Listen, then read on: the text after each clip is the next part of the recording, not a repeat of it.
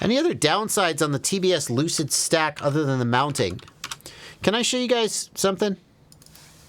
I showed this on Sunday, so sorry if you've already seen it. The update of my website has officially begun, and the 5-inch freestyle page has been completely updated. And if we go to Flight Controller and ESC, here's the TBS Lucid stack. Let's look at it. And the first thing I want to show you is that there's the freestyle version and the pro version, and the only difference is the pro version has the MPU 6000 gyro, and the freestyle version has a different gyro that's not quite as good, but still probably fine.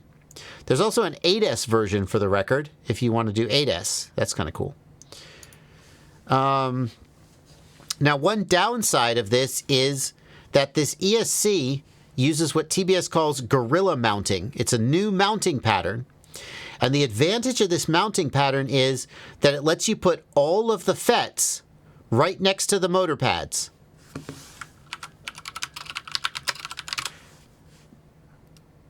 If we look at a different ESC,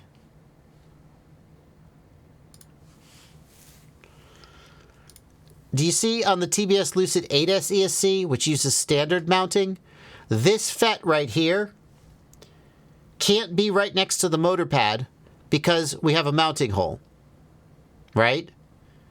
And that means that this FET, the output from this FET has to go like on a trace around here or wherever. That's probably where it goes, but I don't know. And that means that this FET has a longer path and more resistance. And it's going to have slightly less power than the others. And this is just an issue that exists on like all ESCs. So TBS was like, I know, we're going to solve this. And in order to do that, they gave up on the traditional 30x30 mounting and created gorilla mounting. But how do you mount it in your frame? Well, buy a frame that has gorilla mounting. Duh. Just buy a new frame, you loser. What is this? Impulse RC Echo. Impulse RC has a new frame mount. Isn't that something? Does it have gorilla mounting? I can't tell. It doesn't look like it does. What frame has gorilla mounting? I don't know. Probably the Source 1, right? No, that's the V5. V5.1? Does it have gorilla mounting? Nope. What frame has gorilla mounting? I don't know. So the other thing is you can buy a mounting adapter, which is a little frustrating, but add a little weight, I guess, a little complexity. There you go. That'll work fine.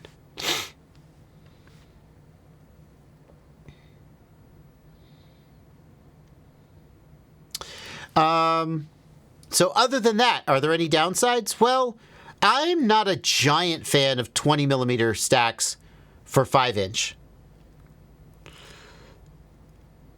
Oh, by the way, we need another adapter on top also for the flight controller. And you're like, well, but 20 millimeter is going to save weight. It doesn't save that much weight, first of all. And number two, well, I got all these freaking adapters, so any weight savings in the 20 millimeter are being negated. You got to really want this. Anyway. But, you know, it's a good flight controller. TBS makes good stuff. So.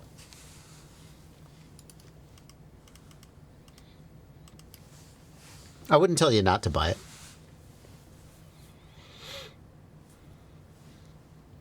I will tell you this. I am a gigantic fan. Hello. I am a gigantic fan of the TBS Lucid 8S ESC. This, and for people who are like, Bardwell trappy beef. No, hang on.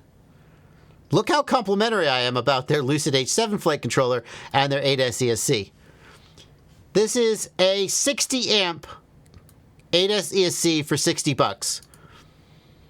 And I'm going to give TBS the benefit of the doubt and assume that this is like a solid, like when they say it's 60 amps, like they ran 60 amps through it for a half hour just to see if it would melt, and it didn't. Like, I'm going to assume TBS really kicked the shit out of this and is making a solid ESC. A solid 8S ESC, 60 amp rating for $60, that's a good deal as far as I'm concerned. And this flight controller is redonkulous.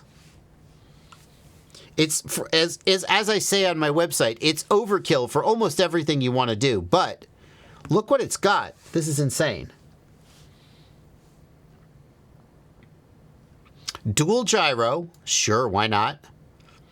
Barometer, and also look what they do with the barometer. Shit, hold on. They put, you can't see this, but I promise you it's true.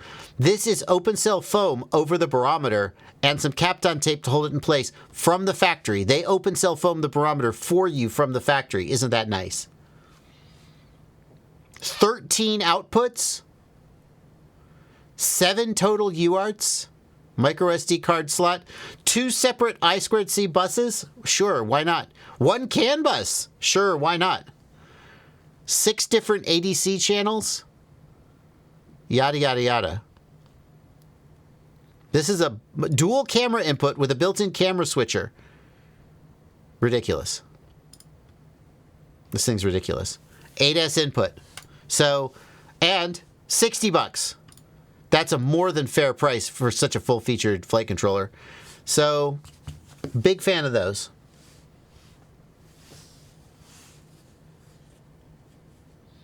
Skydozer says, so it's like an SP Racing H7 from like 5 years ago. You're not wrong. That was a Cadillac flight controller 5 years ago. This is a Cadillac flight controller today. Just saying.